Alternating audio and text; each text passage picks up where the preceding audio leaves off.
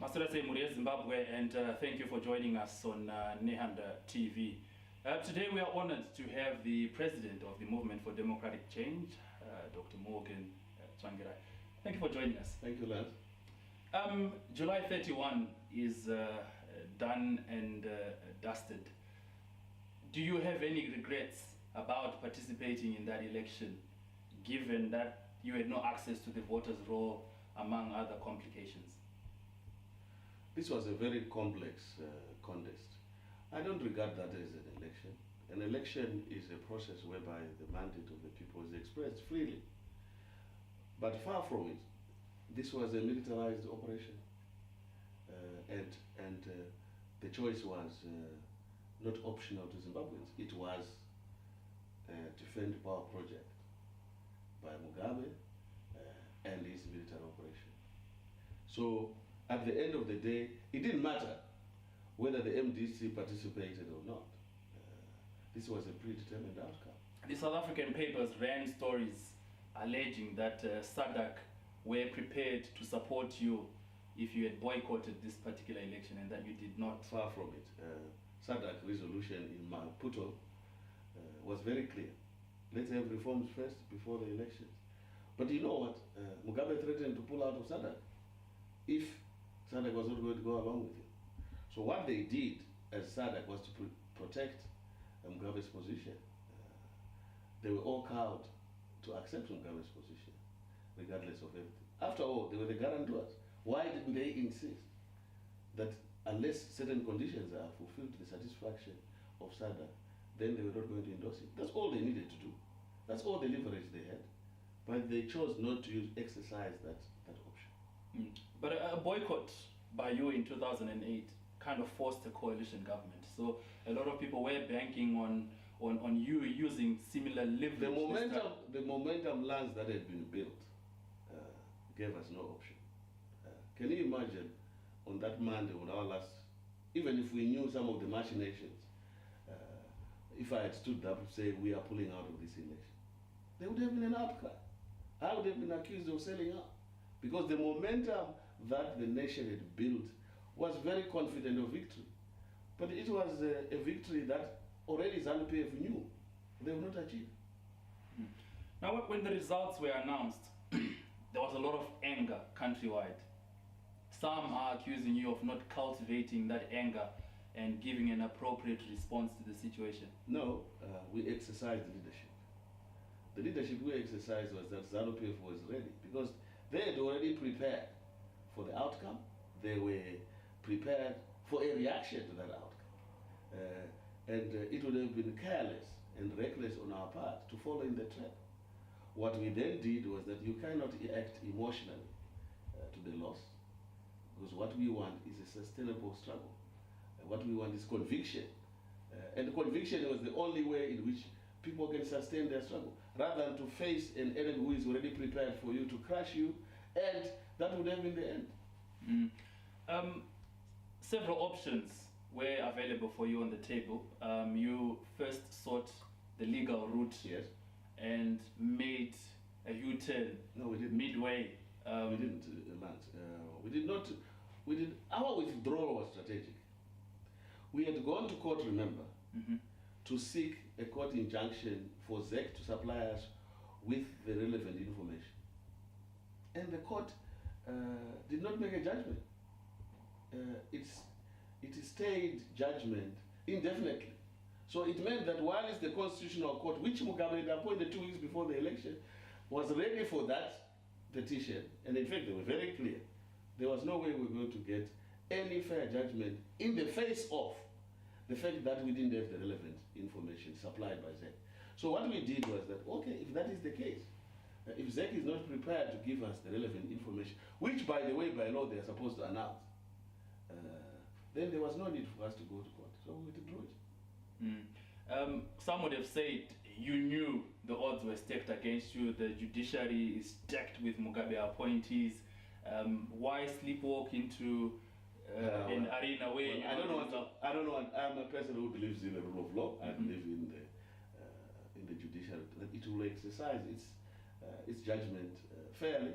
I believe that. But unfortunately, there has been a lot of compromise on the judiciary. The Constitutional Court was staked with people, yes, but without the facts, as announced by law, by ZEC, there was no way we will go before a court without the relevant facts, especially relevant to the fact that they announced the results do not constitute the 100%. In one interview, the Secretary General of the Progressive Teachers Union, Raymond Majongwe, likened the coalition government to a marriage between a zebra and a lion. And he said during the subsistence of this coalition, the zebra fell asleep and was eaten by the lion. The zebra here being the MDC. Do you think you went into a comfort zone during the coalition government? We didn't. In fact, if at all, 85% of Zimbabweans actually can confirm that the inclusive government made their life better. 85%. That's an overall majority of Zimbabweans. Now, but was it not to your political strategically, it was not to help Mugabe. Strategically, it was to help the people of Zimbabwe. Was that bad? Was it to your detriment? Not to our detriment. If the progress made by the inclusive government will be supported by majority of Zimbabweans, who is it attributed to? Is it attributed to the failures of Zanu PF or to the progressive intervention by MDC? Would you agree, though, that you spent 4 years or over 4 years fixing problems created by Zanu PF, while Zanu PF focused on beating you at the next election? No, it was not an election, Lance. I just want to disabuse you of that word. It was not an election. This was a military intelligence run operation. It was a sting operation. The facts are there.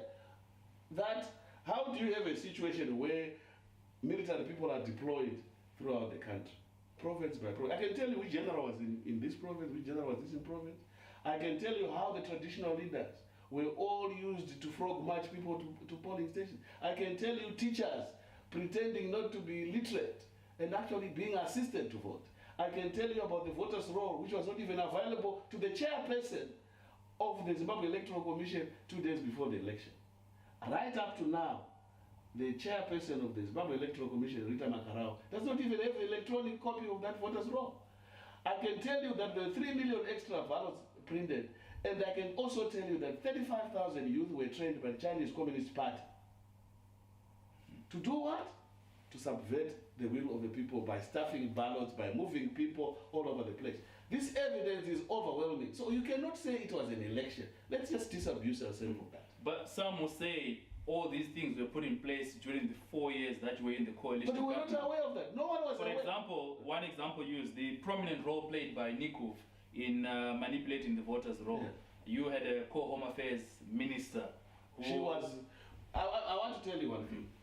Because this was run by a military cabal, no one was allowed to interfere with that program, including our own joint ministers of home affairs. I can tell you we were in cabinet every week talking about voter registration, but no one was doing anything.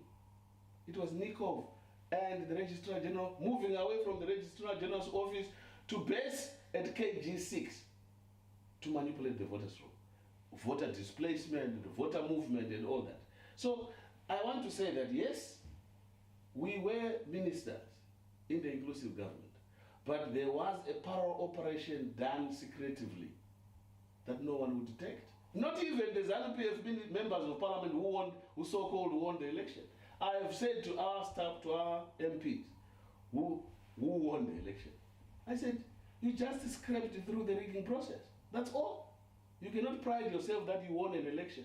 Because if Zanu PF wanted to subvert that constituency, they would have done so. So let's be clear. This is not an election. If it was an election, the people of Zimbabwe knew what they were going to change. They were going to choose. They were going to choose for change. Now, since the results came out, there has been a small queue, let's put it, of your own party leaders who have spoken out against your leadership, directly or indirectly. What's your reaction? My reaction is very, I actually laugh at it. The majority, overwhelming majority of MDC supporters, in my engagement, actually know that the issue is not about leadership. The issue is about direction, where we are going. Because If we all accept that this election was rigged, and overwhelmingly, 100% everyone accepts that this election was rigged. So if it was rigged, if it was a question of we lost the election, then probably I would have accepted blame. But I can't accept blame over something that has been done against me, against us. I am a victim of the rigging. So to what extent? How does it make you feel when I feel Roy Bennett, for example, is a close ally? Look, let me just say, there are people who are frustrated. Just like people in the diaspora are frustrated that change has not managed to come. So who do they blame? Nationalists to blame me. But that's not the point. This is not a blame game. This is a struggle. And this is a setback that all of us knew we wanted to overcome. We are dealing with people who are not Democrats. And this incident, as I have said, is that the struggle has just been delayed. It has not been abandoned. The strategic issue is that what do we do from now going forward? How do we dismantle the pillars of this dictatorship? That's where we should focus on. How do we make sure that we achieve, in our lifetime, democratic change in the country? Achieving that would require unity in your political party. Absolutely. Now, some say the problem with the MDC, Movement for Democratic Change, at its formation was a grouping of people from different backgrounds, student leaders, trade unionists, commercial farmers, women, business people. And what you have right now are certain sections of that coalition being unhappy. For example, some are suggesting it's not a coincidence that Roy Bennett, ENK, Ben Frith and others are speaking out against your leadership. And it has even been suggested that they feel betrayed that during the coalition government, the MDC did not stand by the commercial white farmers. Is that fair criticism? I can understand the frustration from white commercial farmers from that perspective, but it is an unjustified criticism. Unjustified in the sense that the MDC was built on certain values of poverty, of poor people coming together for solidarity, justice, democracy and all that. We did not form the MDC to promote one particular interest. If in the value system of the MDC, the Commercial Farmers Union found space for their own grievances, it doesn't in all undermine the overall thrust of the MDC formation. Now, they happen to be white, they happen to be former commercial farmers, so they may have the particular interest which has nothing to do with the overall thrust of the party. We are a social democratic party. At the formation of the MDC, obviously it was joined by people sometimes who were anti-Mugabe, and they were not based on any particular value. We, from the labor movement, from the constitutional movement, were very clear about the values that we were setting for the party. And it resonated with the majority of the poor people in the country. Has this not affected you? We have information that in this particular election, your budget was the smallest it has ever been. Accepted. For the first time, you had MDC candidates printing posters in black and white, that sort of thing. Well, yes, I mean, that's not a blame for us. It's a very important integrity question. The fact that we are poor does not mean that we are poor in spirit. We are poor in our objective. We are poor in the resonation with the people. So the question then that arises is, if the MDC did not have sufficient funds, so what? We ran a brilliant campaign. I had 57 rallies that I undertook. So what was wrong with that? The MDC ran a brilliant campaign. The MDC had the support of the whole nation for change. Mugabe had the whole budget, 100 million, supported by Weston Ziemba from Equatorial Guinea, supported by Kabila, supported by Diamonds, supported by Bada, by Anjin. All that money was going into a pot to rig the election. Not to support the people of Zimbabwe who are hungry out there. If it is a comparison of resources, yes, Zanu PF had overwhelming resources because of the sources. Because they were denying the fiscals to access diamond money, to access any other resource. Another criticism leveled at the party has been that you've majored in minors and minored in majors. By this I mean the important things were not attended to, and it's been argued that the voters' role was the key to this election because it effectively decided the election. You went into an election with a voters roll that had more Zanu PF supporters than MDC supporters. So even if they had not employed any other rigging strategies, you had already lost the election before a single. Let's take the voters roll. Who had access to the voters roll? The question is that were people allowed to have access to the voters roll? I remember the night before the election, I went to Mugabe, Abasajo was there, and I produced the voters roll for Mount Pleasant, and I said, President, are we going into election with this kind of a voters roll? With the 154 names, one name with different dates of birth. One name with different dates of birth. So it was obvious that the military and those who were running and I can even confirm that the instruction was that no one should have access to that voters roll, and that individual or collective or parties were denied that voters roll. Now, if you were denied a voters roll, how do you even run an election which is free and fair? Is there any way this will be resolved? Because I remember last week we did a story, and the Registrar General or the Zimbabwe Electoral Commission Chairperson Rita Makarau is insisting that the equipment at the Registrar General's office is broken down. So it does not look like we will get this voters roll. Well, that's the question, is the future. What is the future challenge for elections in Zimbabwe? Obviously, without a doubt, that we need institutional reform of very wide-ranging transformation. We need the commission to be independent. We need the secretariat in the commission to be changed because they are CRO operatives or military operatives. We need a new voters roll accepted by all parties. We need the printing of ballots to be accepted by all parties. This is natural. In all democracies, this is not something that is secretive. This is not something that is taboo. It's not the problem that we face, the fact that you have a regime with a civilian face, but it's effectively a military dictatorship. And you are trying to employ democratic means to unseat this. The challenge, it's a dog chasing its tail. The challenge is that we have always known that how do you challenge a dictatorship use democratic means? That has been the experience of the MDC over the last 14 years. Every time we turn a turn, it's because Zanu PF is controlling these institutions. And the strategy is to make sure that you dismantle those pillars of institutional control by Zanu PF. Starting with the election machinery, starting with the media, starting with the military, starting with all those things that actually affect the people of Zimbabwe to explain. Otherwise, it's not a democratic election. Now, after this election, and this is my final question, a lot of people that we spoke to were saying, Takamira Tsvangirai tinzotachatichi. And there's a sense of disappointment. People are disillusioned. To all those who are listening, who want to hear you say, what does the future hold? We know you've been holding feedback rallies across the country and hearing what people are saying. And from those rallies, is there anything that you want to say? Is there anything that people... What is emerging is that what are people saying? People are saying, look, this election was rigged. We want a legitimate election to be conducted. Are we going to achieve it?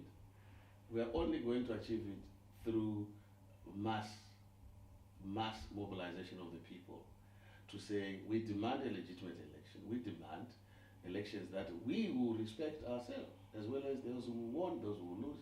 That's the only way you can have a stable democracy. Is Zanu PF committed to achieving stable democracy rather than just defending power? I think that's where the conflict comes. What is my role? My role is to mobilize this national feeling, right? To engage with this national feeling, to sensitize and to actually get input into what steps we will be taking as we move forward. It has always been the strength of the MDC to go back to the people, and I think I'm not going to move away from that. Just to quickly add, some say the Tsvangirai ZCTU is different from the coalition Tsvangirai, and that they wanted the Tsvangirai from the ZCTU days. I cannot go back to the activist days. I'm not getting any younger, if I may say that. And the terrain has changed. The circumstances have changed. And of course, we are no longer in the struggle as defined way back in 1997, 1996. The circumstances have changed. And of course, we have to act within the circumstances. We are no longer a trade union movement. We are a political party which has exercised exercised national power and want to be the leadership of government. And the confrontation days, the confrontation tactics may have fallen away. And what is needed is to be strategic in the manner in which we continue to pursue the democratic struggle. Now we've had former trade unionist turned writer David Mujuja claiming $200,000 from the MDC, claiming that he came up with the name MDC. What's your reaction to that? No, these are wild claims. These are really wild claims. We know how the National Working People's Convention recommended the convening and the formation of an alternative political movement of the people. I was there. I was the initiator of all these processes. And when we convened the first meeting of the so-called activists to form that party, there were different names thrown around. Mujuja was a staffer. He cannot claim to be a politician at that particular time. He was a staffer in the ZCT. How does he claim monopoly over a name? So, but it's a sub judice case. Let's let the court, whatever convincing, maybe it's a political decision, but you can't allocate. You can't. I notice he hasn't sued Welshman Ngube either for using the name MDC. He's only targeting you. Well, he's targeting me. I understand even in his book, I am the villain. There's nothing positive that he has written up, and yet I recruited him and worked with him. He knows that whatever he's putting on the ground has to pass the test of truth. Okay. And for him, I think it's very dishonest on his part. Well, Zimbabwe, we are indebted to the president of the Movement for Democratic Change, Mr. Tsvangirai, for spending time to talk to us here in London. Thank you so much for your time. You're welcome. Thanks a lot.